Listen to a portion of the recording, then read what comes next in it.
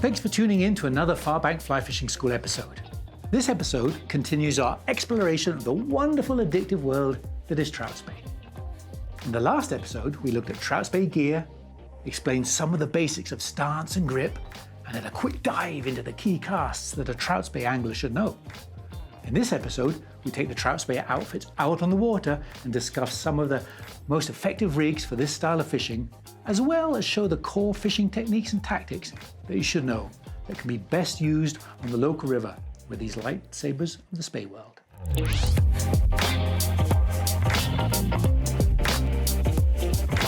Really, there's three simple ways of fishing with the Trout Spey outfit like this. Kind of like any other regular river fishing, you can fish streamers, you can fish dry flies, you can fish nymphs, you can fish soft hackles, you can fish hopper dropper. But in the Trout Spey world, particularly because of the Spey cast nature, and particularly because of the change of direction that these casts are really good for, you're going to eliminate the dry fly. You're never really going to fish an upstream dry fly to a rising fish. These things are too long, they're too inaccurate, the lines aren't really good presentation lines. It's kind of hard to strip in line. So forget your dry fly and probably forget your hopper dropper type thing. So really, with the Trout Spey world like this, you're going to fish simply one of three easy techniques. You can fish the soft hackle. Oh yes, you can most certainly fish the soft hackle. One of the most effective ways of Trout Spey fishing is a couple of soft hackles. And we're going to take a look at some rigs in a moment. You can certainly fish a bunch of streamers, right? You can fish your heavy streamers on there. You can work your streamers, fish them hard, make them move, make them pulse and jerk. And again, the Trout Spey rod outfits are very, very good for streamer fishing. And really, the other thing you can do is fish just a nymph and indicator, or a couple of nymphs and indicators. The long rods are great, great, great tools for throwing mains and getting long runs and drifts. And we're going to look at those further on in this episode. But really, at this beginning, just understand your Trout Spey is going to be good for soft hackles, it's going to be great for streamers, and it's great for nymphing. And what we're going to do right now is going to take a look at how to rig up the perfect soft hackle outfit. And we'll do that in the very next chapter.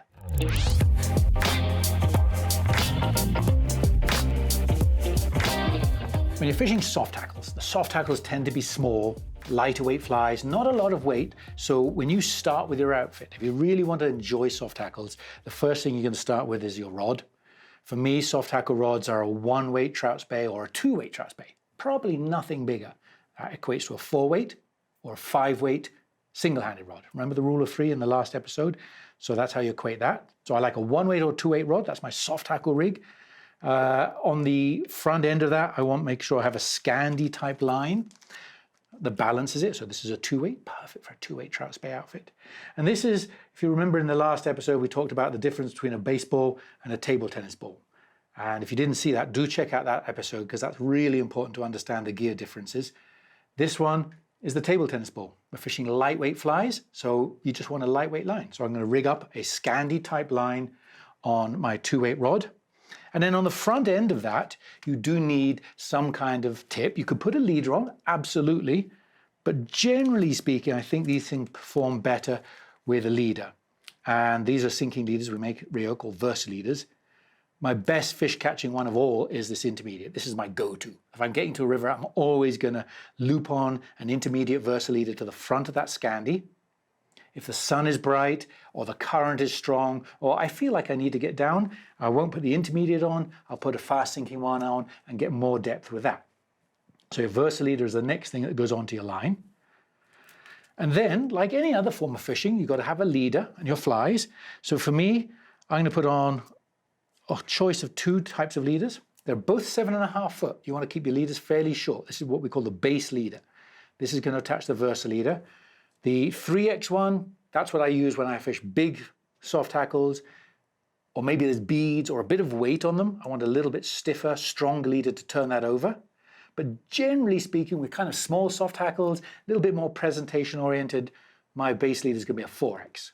So that's going to go onto the Versa leader.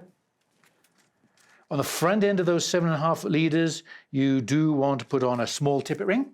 Like this. This is a trout tippet ring, a 2mm one. So I'll tie a little tippet ring onto the front end of that leader. And I'm going to show you some rigs in a second, how to rig up the best soft hackle outfit in the next chapter. This is the basic gear. So a tippet ring goes on to that 7.5 foot leader.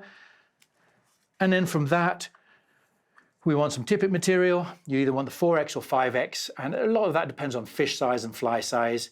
If my base lead is 3X, then I'm going to tie 4X to the tippet ring. And if my base lead is 4X, I'm going to tie 5X to the tippet ring. That makes sense? So that's the basic gear you need for soft hackles. And what I'll do, I'm going to tie a few up, and in the very next chapter, we'll take a look at the rigs that I like to fish with soft hackles on a Trout Spey outfit.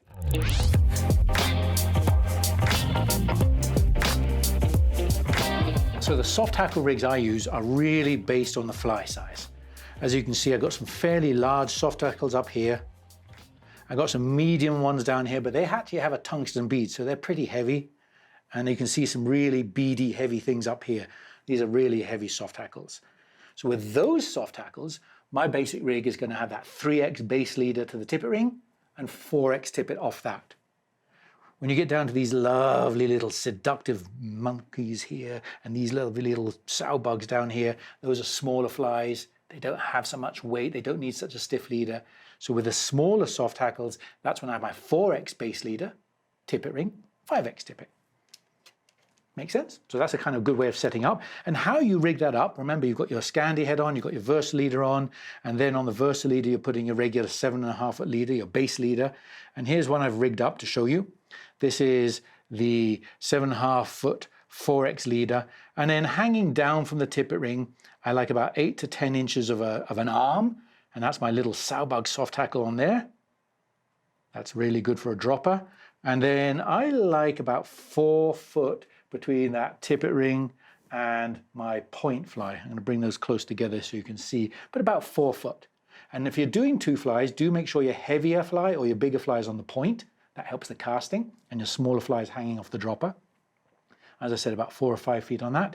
And that's a really good 2 fly rig, depending on your what you're allowed to do. Because remember, you've got to check your regulations. Unfortunately, there's some places you're not allowed to fish 2 flies. And when I'm not allowed to fish 2 flies, off that Versa leader, I'm going to just put my regular leader on there, and on that just fish a single fly. So there's nothing special about that. I think the most important rig to look at is that tandem rig with 2 soft hackles. And once you've got your gear together and know how to rig them, you need to go and fish them. So in our very next chapter, we're going to go down to the river and show you how to fish soft hackles with a 2-handed Trout Spey.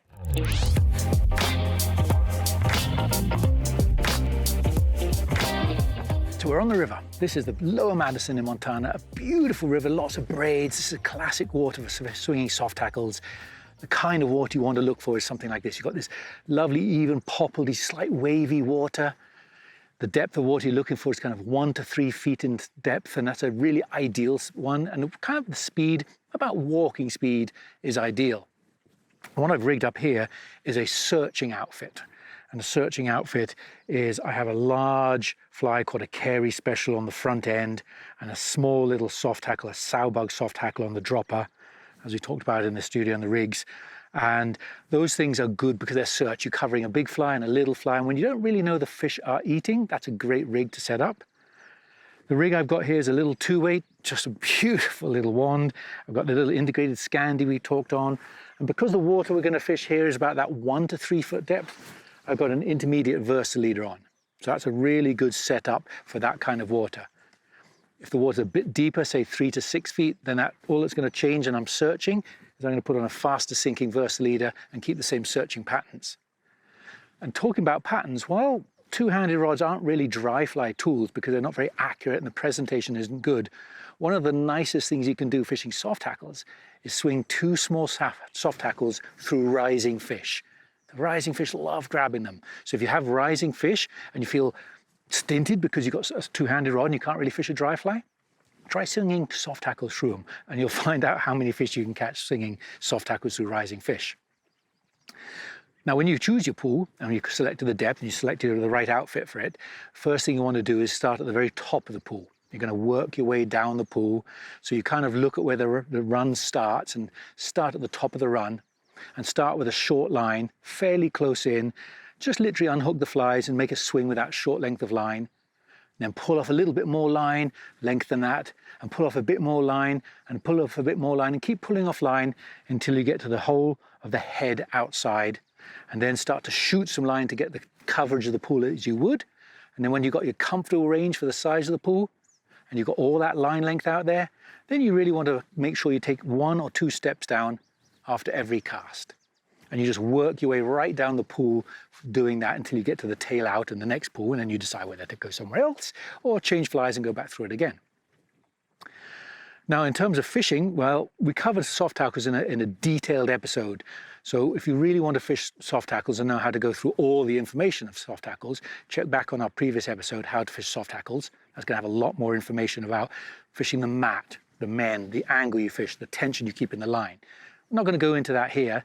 Just want to give you an idea of fishing soft tackles with these two-handed rods. For me, it is my favorite way, hands down, of fishing. I love that grab.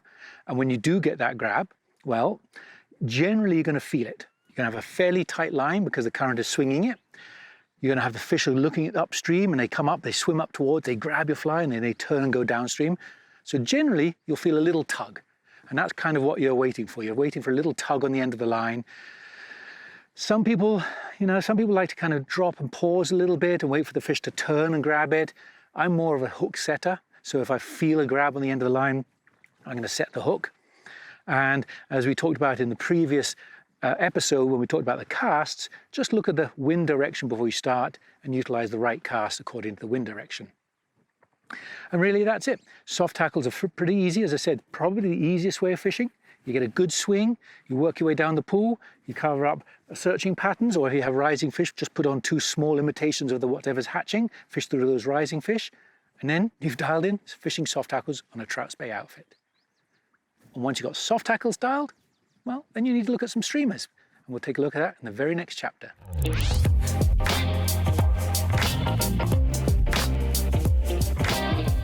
Now, the outfits for streamer fishing are very different than soft tackles. If you saw the previous episode, the kind of rigging and basic setups of Trout Spey, you remember our little conversation about baseballs and table tennis balls. Well, this is the baseball rig. We need a rig that's going to throw heavy flies, big flies, weighted flies, and that's just not going to be your Scandi outfit, your ping pong ball. That's going to be a Skagit outfit, your baseball. And that starts off with a rod. So the standard rod I'm going to utilize this is my standard streamer outfit, a 3-weight Trout Spey rod, equates to a 6-weight if you remember that rule of 3.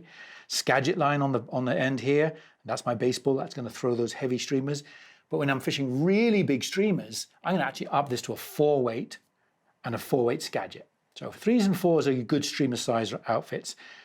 And on the end of that Skagit, on the end of that baseball, we want to put on an equivalent tip. So we're not going to put on those lightweight Versa leaders we talked about in the soft tackle. We're going to put on level tips like this Mo tip, this T8 tip.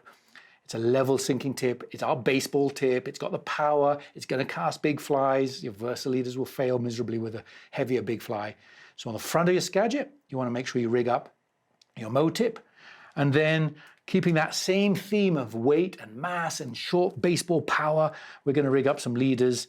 And generally speaking, I'm going to fish a short leader like this, about 6 foot long off the tip. This is a 16-pound one. That's good for big streamers. And this is a 12-pound one. That's probably a better call for smaller streamers, little woolly buggers and leeches and things like that. I'll probably go down to 12-pound. And then where you're allowed to, I like to fish teams of flies. I always like to fish a couple of flies, better options. So off the end of that leader, I'm going to put a tippet ring. And unlike the tippet ring we talked about in the soft tackle chapter, this is a 3mm. This is a bigger tippet ring. You have to have a bigger tippet ring because the 2mm you can't get your line through, so you can't attach it. So you want a bigger tippet ring if you're going to fish tippet rings for streamers. And really that's about it. From there, you're going to set up your rigs, and what we're going to do in the very next chapter is look at some of the streamer rigs that I utilize with the Trout Spey rod.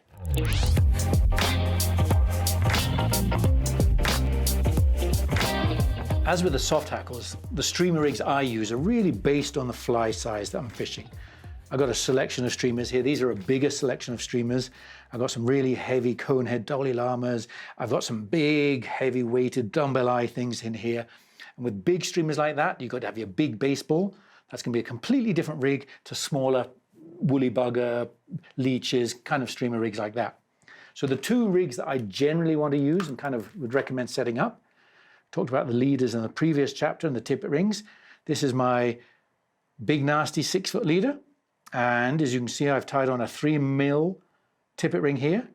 And this is a 16-pound big nasty leader, and I've got 12-pound hanging down from the arm. Now, I like to keep my arms a lot shorter with heavier flies. It's just easier for casting. So maybe 4 to 5 inches of the arm from the tippet ring to this black woolly bugger. 12 pound, a little bit lighter. And then maybe 2 to 3 feet of 12-pound tippet from the tippet ring to this thin mint bugger here. Those are generally smaller outfits, smaller rigs, and that's a really good streamer rig if you want to fish 2 flies that are fairly small. Now, if you're not allowed to fish 2 flies, or you just want to fish one really big streamer, you don't want to fish tandem setups. One big streamer is going to tangle. This giant thing here has got some dumbbell eyes, it's big, it's going to be harder to cast. If I have tippet rings and another fly, I'm going to constantly tangle up. So with big streamers, then go for a 1 fly. Go for a shorter leader. I've taken that same 6-foot, 16-pound leader, but I've chopped 2 feet off the front end, and my total leader length is only about 4 feet. I rig this to my sinking tip, my level mow tip, that T8 tip. I rig that to the Skagit, and I've just got this short leader. And by shortening the leader like that, I've got the weight of this fly much closer to the weight of the tip, which makes it easier to cast. And really, those are my 2 favorite rigs that I use streamer fishing. And what we need to do now is we probably need to go down to the river and take a look at how you rig a trout spey up with your streamer rig.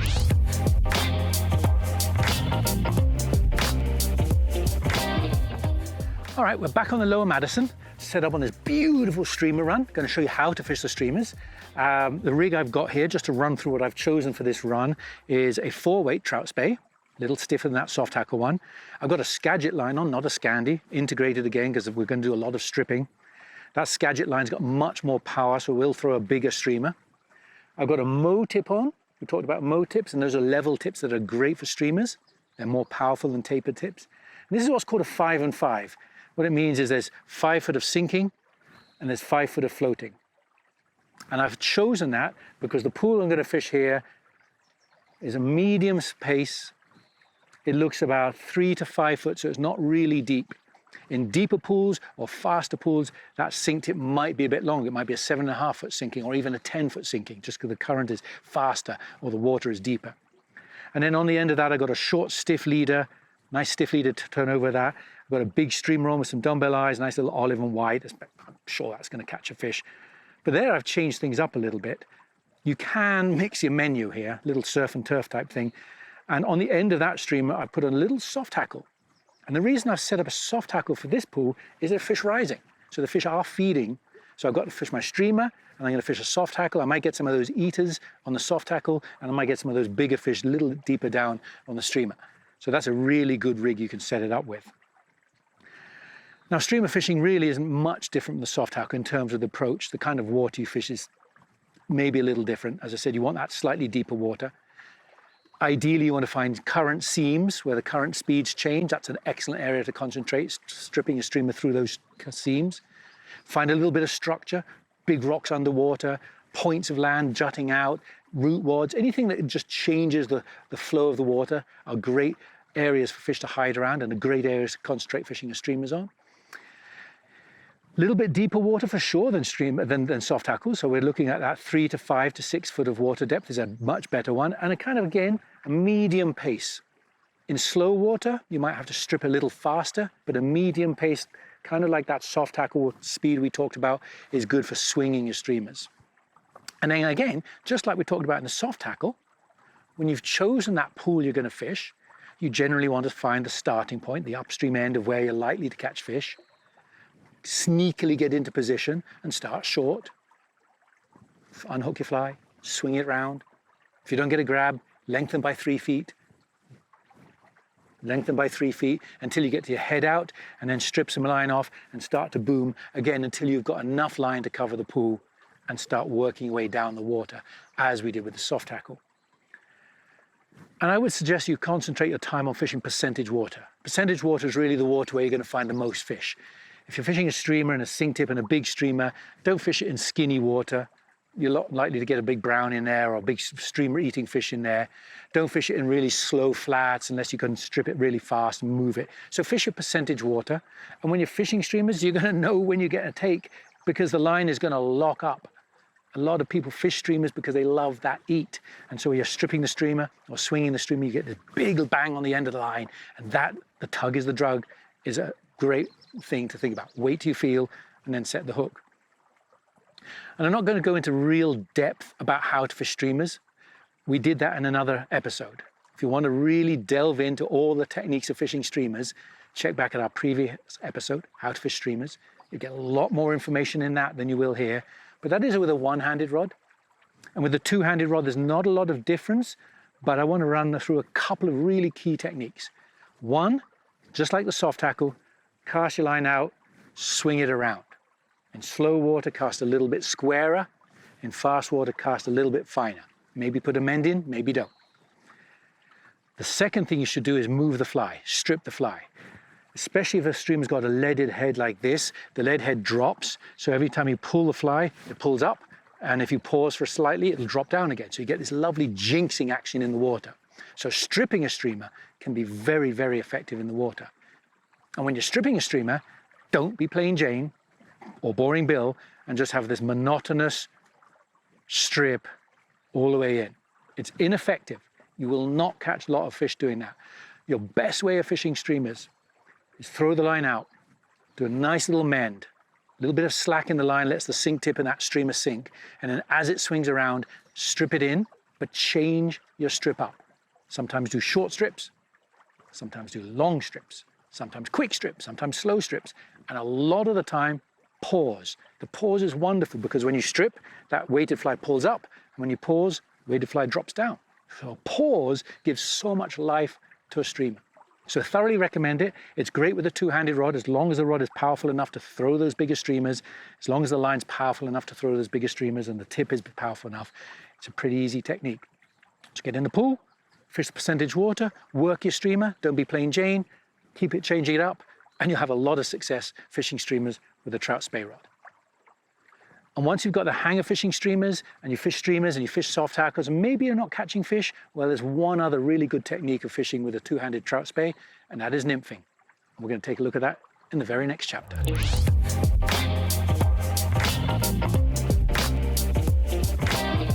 When nymphing with these outfits, well, nymphing, first of all, is very, very successful just because the long rod, great for men's, great for controlling, great for feeding a lot of line. So very, very useful way of nymph fishing is with these two-handed rods. And my choice is going to really be based on fly size and indicator size. And we'll talk about that here. My standard one's going to be a 3-weight or a 2-weight, something light, little Scandi line, that table tennis ball. If I'm fishing copper johns and little basis patterns and nymphs that are sort of 16s, 18s, and I'm fishing fairly small indicators, then this is the perfect outfit. But if you're fishing really heavy nymphs, big stonefly patterns, there's a lot more weight in that. Or maybe you're fishing indicators that are really large, like this thing here. This is a huge indicator. That's going to be really hard to cast on a Scandi and on a 2-weight or a 3-weight. So in those situations, I'll probably step up to a 3-weight outfit or maybe a 4-weight outfit like this, and I will most certainly put on a Skagit line. That Skagit line is your baseball. That baseball is going to move that indicator so much better as a result. But remember one thing, right? Skagit heads do need a tip put on the front end. And we've talked about in the previous episode using sinking tips with the streamers. Well, in this one, you can't use a sink tip because you've got an indicator.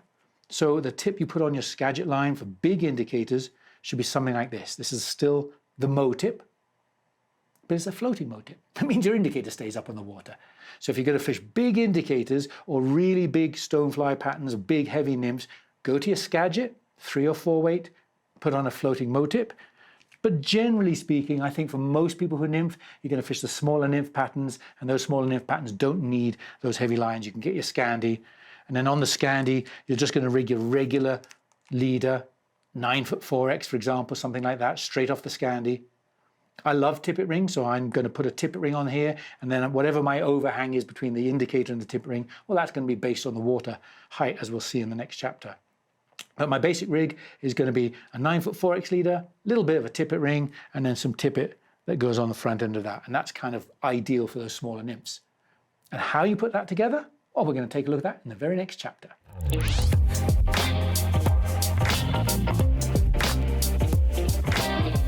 There's 3 rigs I like to use when nymphing with the Trout Spey outfit. They're all like single-handed outfits. There's no real difference in the single-handed outfits, but the choice of gear, as we talked about just now, is important. My standard rig is going to be 2-fly rig, where you're allowed, off that 2mm dropper, hanging down about 8 inches, 5X, small flies, little copper john, red copper john hanging down there, about a 6 to 8 inch dropper there, and then maybe about 3 feet to the point fly, little Prince Nymph that I've got on here.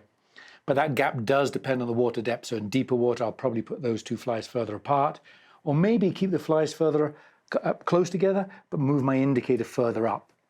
The choice of length between indicator and point fly is really the depth of the water. 5 foot of water, you want that to be about 5 feet from that indicator to the fly. So where you like 2 flies is allowed, that's a great rig for 2 flies.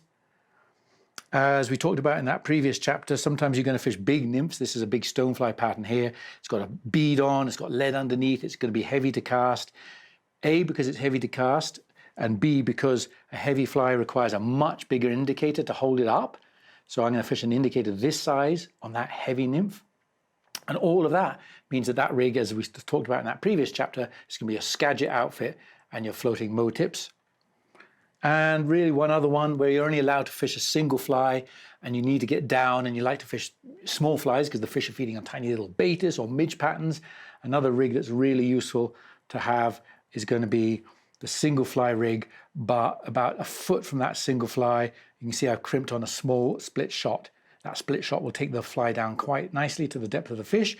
I can fish a small fly and get down there and the shot is taking me down. And again, I like to rig whatever water depth it is. So it's 2 feet, I'm going to go 2 feet from that indicator down to the split shot. So those are the 3 nymphing outfits that you can utilize with your Trout Spey rig. So now what we need to do is look at how to do that. And we're going to go down to the river and take a look at how to fish nymphs with a Trout Spey in your very next chapter.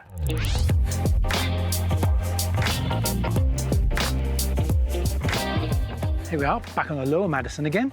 About to show you how to fish nymphs. Lovely little pool here. There's a good seam. There's a nice little bit of a drop off. So it's a classic nymphing water. The rig I've chosen here, little 3-weight Trout Spey. I've got a Scandi integrated line on there, but I haven't put any tips on or any Versa leaders because I want a really short head. And the reason I want a short head is there's going to be a lot of feeding of running line. One of the great attributes of these Spey type lines is that running line is super thin, so it allows for a lot of feeding of line when you want to create a really long drift. So I've got no tip on there. I've got a leader about 6-7 feet to an indicator, and then about 6 feet from the indicator to a heavy fly.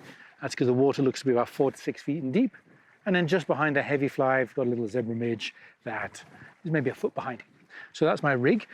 Now, if I had a different indicator, like a really big indicator like this, then I'll probably turn onto a Skagit head because I need a heavier head to turn to big indicators and big kind of salmon fly, stonefly nymphs.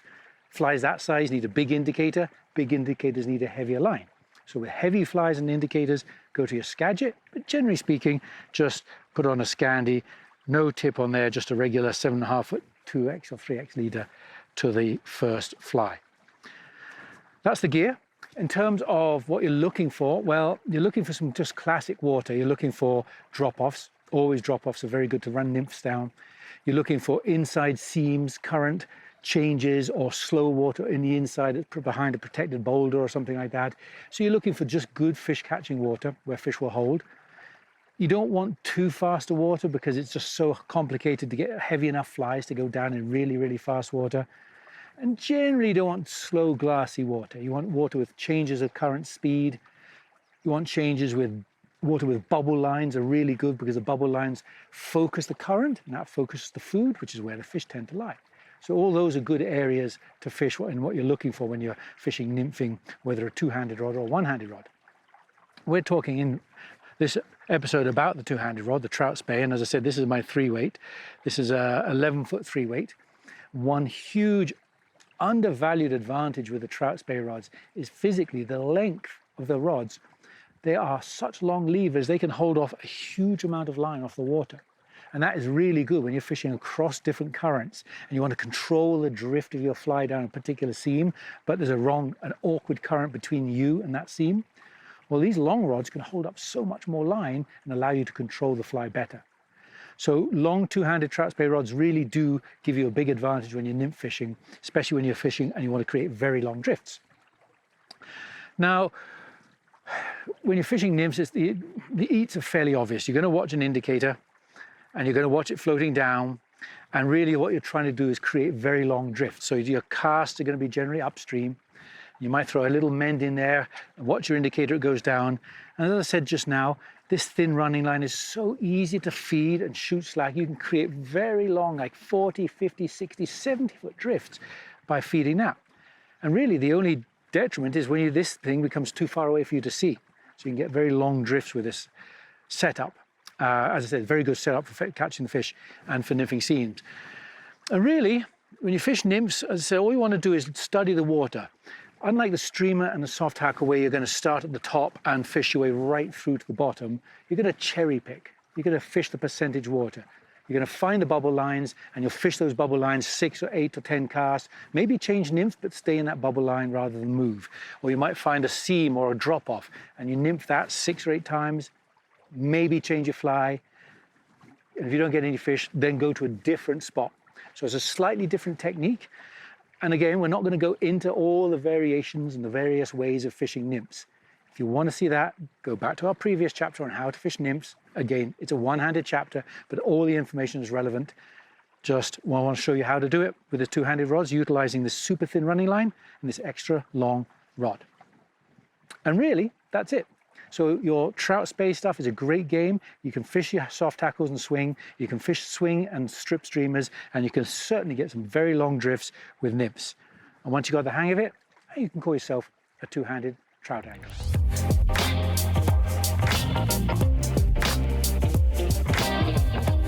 So there you have it, Trout Spey in a 2-episode nutshell. I hope you've enjoyed our mini-series and it has inspired you and given you the confidence to get one of these marvelous little two-handed rods and start the journey to a more effective, more efficient, and a much more fun way of fly fishing for trout in a river. As always, I want to end this episode with a friendly reminder to do your part in keeping the river clean and the fish healthy. Look after the environment, leave no trace of your visit to the water, and treat the fish you catch with the utmost respect. Thanks a lot for watching this episode, and I hope to see you on the river one day, putting the newfound Trout Spey skills to great use.